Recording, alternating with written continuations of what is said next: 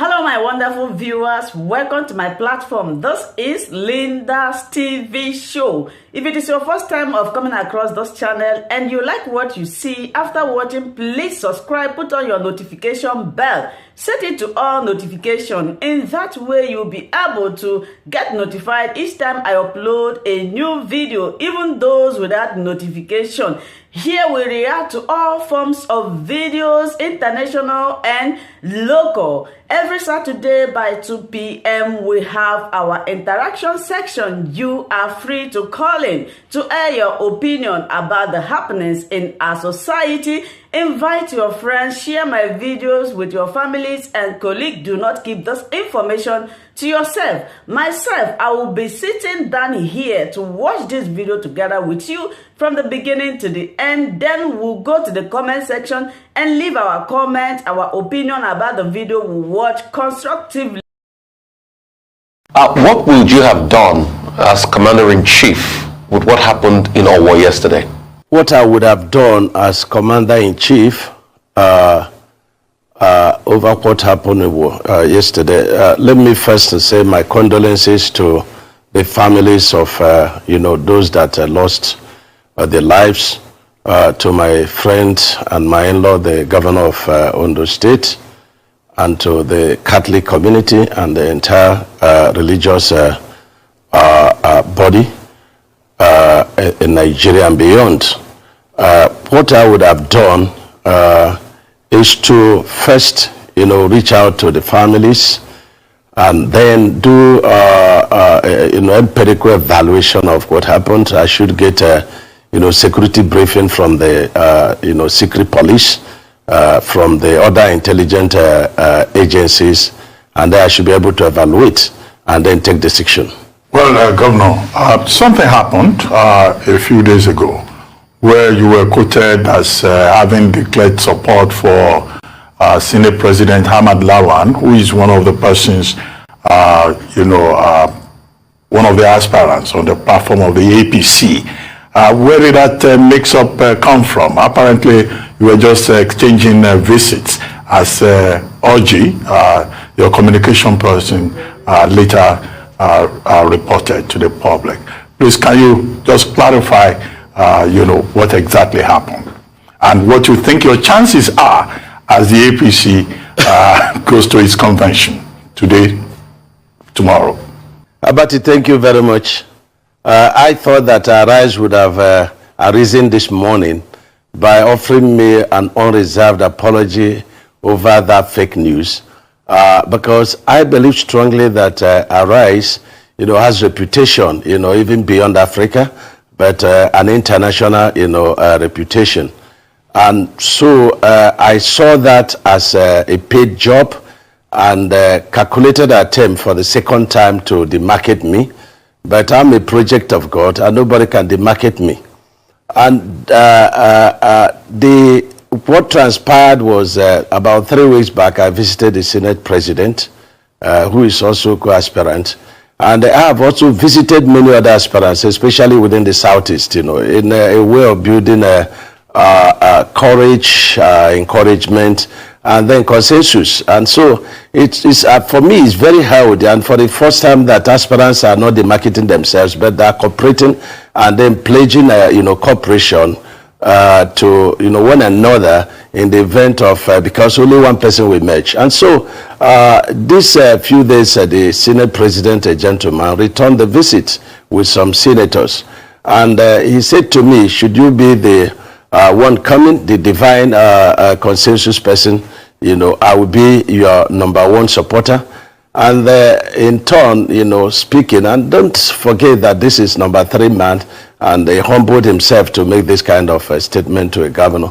And so I had to return, the same kind of words. And I say, if you are the one or any other person outside two of us, we will support Mr. President and then the party so that we can, together go into 2023 as a united family. And that's all that transpired.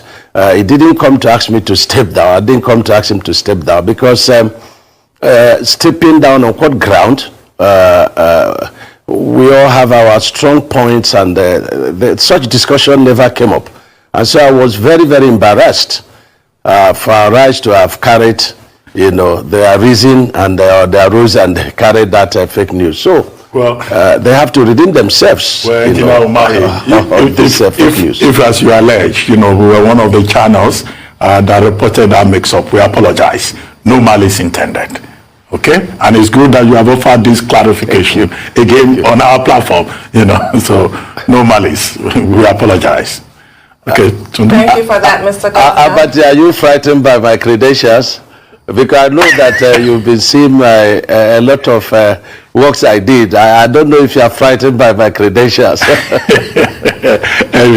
I think we're good. Well, thank you. Yes, sir. Mr. Governor, what is your reaction? Please go ahead, sir. Yeah, coming to the question Abati asked, you know, but let me also commend you very highly. I've read your book and so encouraged. And anybody who wants to go to Aso Rock should read that book. It's a pathway to Aso Rock so that you get yourself well prepared and to also be acquainted what you are going to face. But I always say one with God majority. Now, my chances, you know, are there based on God's intervention, based on empirical evaluation of my performances in Ebonyi State. And I continue to say that all the indices that Nigerians are looking out for their next president are all within me, and all glory to God. It's not by my own power. And I said in the morning to China, look, APC should have looked into the mood of the nation and then the criteria of the next president, improving on what the legacies Mr. President, have put in place, and to set, agenda for who will be the next president. What kind of president are we looking for? And everybody has different kind of, calling, some, similar, and so on and so forth. So if you now want a president, that has capacity, that has good knowledge of engineering, that can take the country to the infrastructural, level, then you should be looking towards the Ebonyi State governor. And I'm saying this with all humility and appreciation to God Almighty. So I think that the kind of president Nigeria needs now, those qualities are in me, and I always say to the glory of God, So I think I have a very good chance. Asking for your reaction to the 11 APC governors from the north who signed a statement saying that the presidency should be rotated to the south. And as a result of that, Governor Badaru has withdrawn from the race. What is your reaction to that? And the fact that they want the presidency to rotate to the south generally, but did not microzone to the southeast? Well, my reaction is to thank them as my colleagues for expressing their feelings and, putting forward the slogan of APC, which is justice, peace, and unity. And that's what they have put forward in arriving at their decision. And let me correct the impression that my friend Badaru, at no time said he has withdrawn from the race, because a couple of times he attended meetings of aspirants. So if he has to do that, he has to do that by himself. And I'm aware it's not all the northern governors that did that. And I'm also aware that it's not in consultation with the leader of the party. So they're expressing their feelings based on the mood of the nation. And I want to commend them very highly. But I want to also further encourage them and the party and our leader, Mr. President, to look at, what they put forward. What they put forward is for the sake of the nation, the unity of the nation, for the sake of equity, justice, and fairness. Let this thing go south. And so it shouldn't stop there. There are 3 zones in the south. Which of the zones, has not gotten this ticket? And that is the PDP. Sorry, the southeast. And let me say something very important, that when we want to analyze this, we say which zone has made greater investment in APC. That should not be the yardstick. we are not looking for the president of APC. We are looking for the president of Nigeria. We are looking for the person that has the credentials, the gaps that Nigerians are yearning for. And this is very important. And you can find such qualities in all the aspirants of Southeast in APC. So this is very important. I think that, justice that is denied is justice that is delayed, because at all times justice must be done. It could be denied, but it is just delayed. Okay, so you said you want to run for president, or you are running for president based on your record in Ebonyi State. Let's interrogate that record. You said you've done a lot of work as regards roads, agriculture, and the likes, but these are what some people say against you. They said you reduced workers' salary. Why did you reduce workers' salary? Is that good enough as you run for president? Secondly, they talked about the fact that you've turned the state into a family business. You've pushed your brothers into influential position in the state. Most buildings named after people close to you. They also talk about illegal fees. They said despite insisting that education in primary school and secondary school are free, the government has not stopped schools from collecting illegal fees. They also talked about wastage of funds. They talked about the 250 million naira to renovate the governor's lodge, and they're laying foundation for a new government house. There are questions raised about all of this. So despite all you have done, but they gave you, pass mark as regards, the other project you've done, but all these other areas, how can you assure us that we will not see a repeat of all of this? Take, for instance, allegations about turning the governorship or the government of the state into your family thing. Allegations about wastage of funds and resource. What will you say about all of that? Rufai, I can say you are not current, and I thought that journalism ought to be investigative and not speculative or joining the social media gossip. So your questions for me is like joining the... Governor, can you listen to me? I think you asked me questions based on what people are saying about you, Governor. It's not social media gossip. These are facts on ground. Rufai, can you listen to me? I say you are not current. I repeat, you are not current. Because when you say reducing workers' salaries, I want to ask you, is Ebonyi State not paying minimum wage? And if Ebonyi State is paying minimum wage, when I came on board, was minimum wage paid? Are we paying more than when I came on board, or am I paying more than when I came on board? And so that's why I said it's gossip and it's social media jargon. Number two, when they say to you that I turned the Ebonyi State business into family, can you name one person that is my brother or my sister that is in the government of Ebonyi State holding any particular position?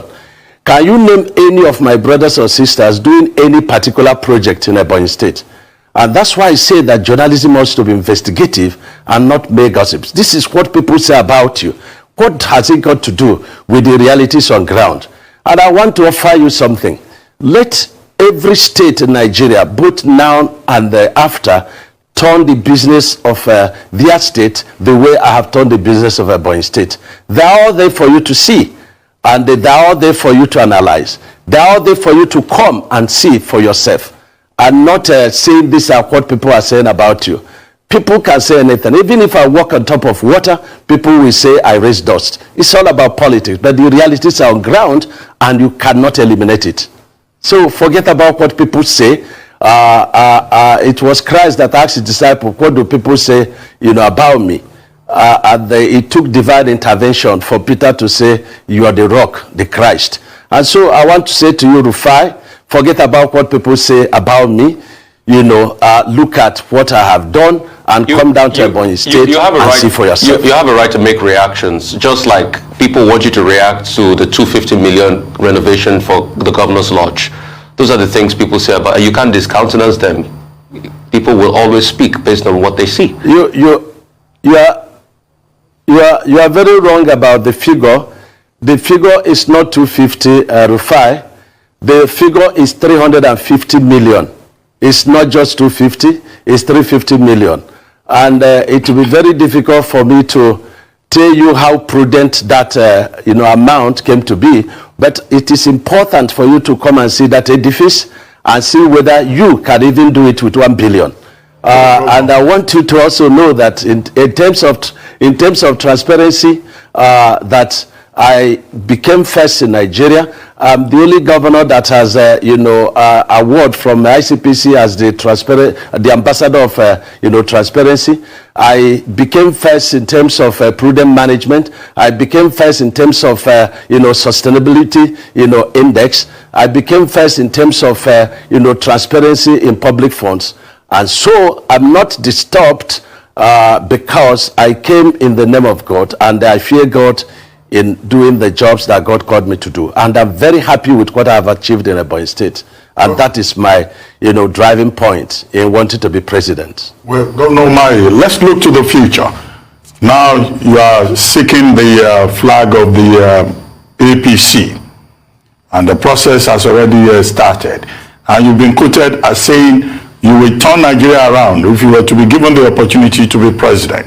You talk about critical infrastructure, economic growth.